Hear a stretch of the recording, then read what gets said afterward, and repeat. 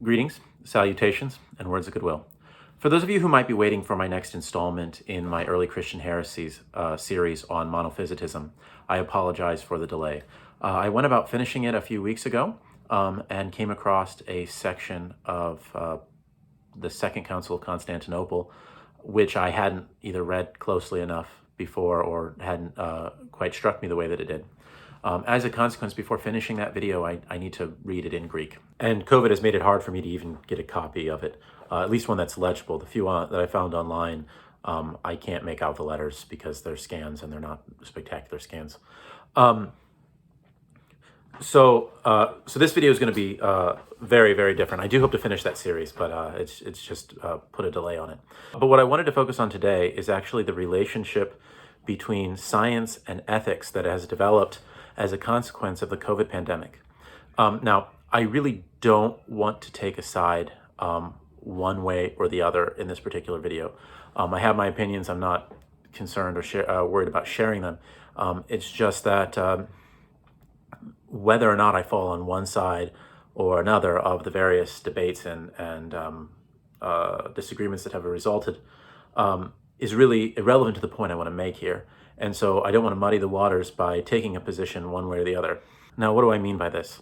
It seems to me that the question of whether or not to step up lockdowns or to extend them or to reimpose them, or whether or not to make mask wearing mandatory, or even if it's not mandatory, whether or not to wear it on your own, whether or not schools should be closed, whether or not businesses shouldn't be allowed to operate at full capacity, et cetera, et cetera, et cetera. The list goes on of procedural steps that have been taken in order to curb the spread of the disease, are being framed as predominantly scientific questions.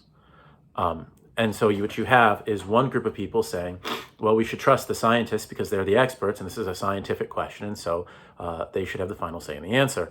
And then you have another group of people saying, oh, we shouldn't trust the experts because they're liars, and here's what the science really says about what it is you should do. Or we have a third group of people who say things like, well, we should trust the experts, but what about people like Jay Bhattacharya, right? Does he not count as an expert?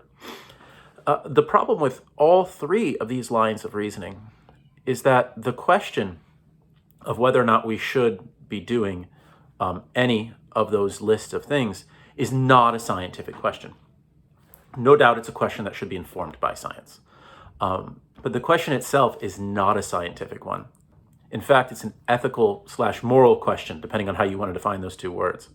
And as a consequence, we're really muddling the waters and not working from sets of data that are most effective to actually answer these questions. And what I mean by that is, let's say you're in favor of mandatory mask wearing in public, right? That's something you could be in favor of within the context of a pandemic, and I think quite reasonably so.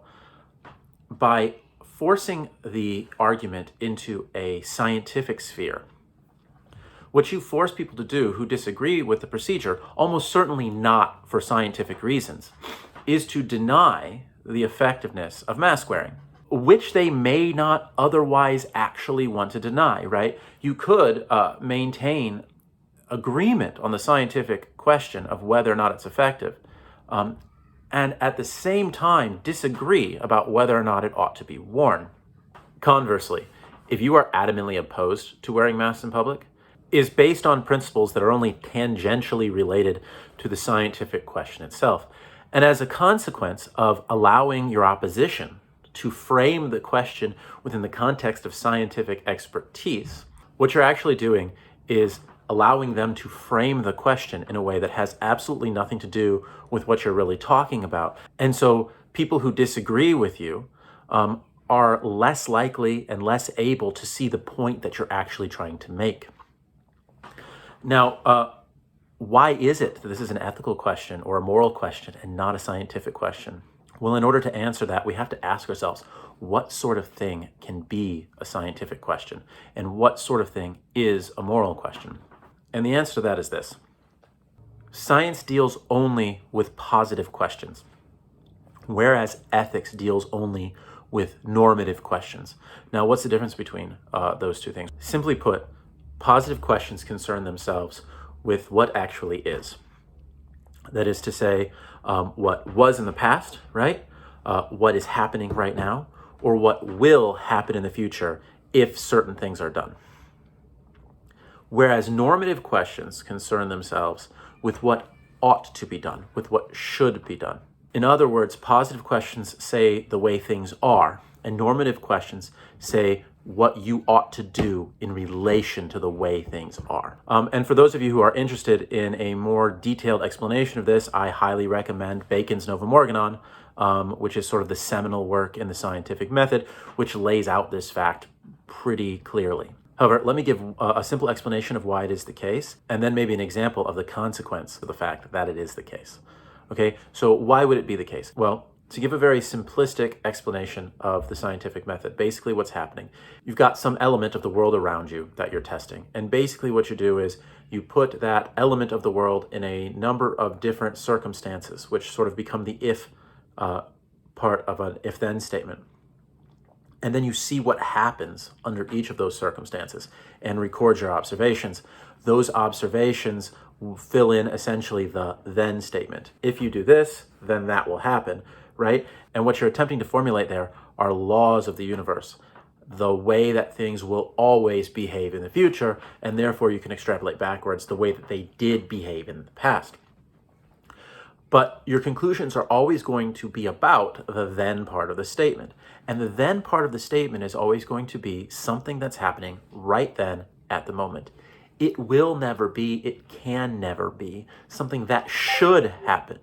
So just as a contrived example, it can be the case that science can tell you, if you drop the pen, it will fall. And so it could tell you, if you want the pen to fall, then you should drop it. But what it cannot tell you is that you should want the pen to fall, right? And it cannot tell you that the pen should fall. Simply that if you want X, then do Y, because if X, then Y. By contrast, moral questions are concerned predominantly with choices. As a consequence, they're concerned with contingencies, things that could be the case in the future, but do not have to be. Things which we have the capacity to make true in the future or at the present, or not make true in the future or at the present. So just as a contrived example with the pen again. If I drop the pen, it will fall. Scientific statement. If I do not drop the pen, it will not fall. Scientific statement. Moral statement. I should drop the pen. Moral statement. I should not drop the pen. Right? And it can be the case, morally speaking, that I should drop the pen and that I do not drop the pen. And it can be the case, morally speaking, that I should drop the pen and that I do not drop the pen. In other words, that the moral law is capable of not being followed. Unlike the scientific law, which, paradoxes concerning quantum mechanics off to one side, is necessary. If I drop the pen, it will fall. Right? Now, to give an example that's slightly less contrived than the pen, especially since we're talking about medical ethics here. Let's say you walked into your doctor's office and it's been the case that you've been smoking like 2 packs a day for the past 3 or 4 years, right? Your doctor might say to you something like this: you should stop smoking. And when he does that, right, he's making a decision that's based on his scientific expertise, namely the fact that smoking that much is pretty much inevitably going to cause you cancer. And if you continue to smoke with that cancer, you'll probably die from that cancer most likely. And dying is something that you probably do not want to do. However, what the doctor's doing at that point is making the assumption that dying is not something you want, that dying is not something that you should be trying to do. And so if you said to your doctor, oh, I see where you're coming from, man, but no, I was hoping to get cancer and die by 50.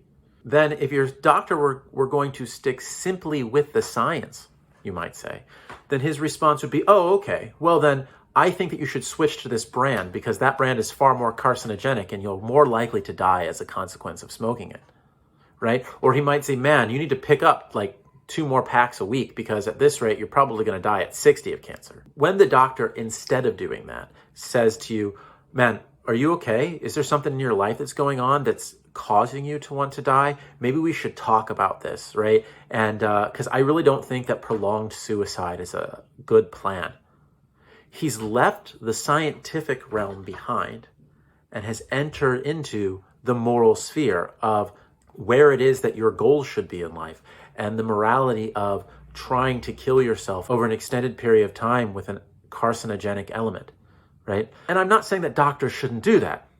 I'm just saying that once they've done that, they've left the realm of science behind and they've entered into a different realm, a realm in which they may not actually have expertise. And in fact, which they probably do not have expertise, because to become an expert in that realm requires large amounts of study, which they probably weren't doing when they were studying medicine, which also requires large amounts of study.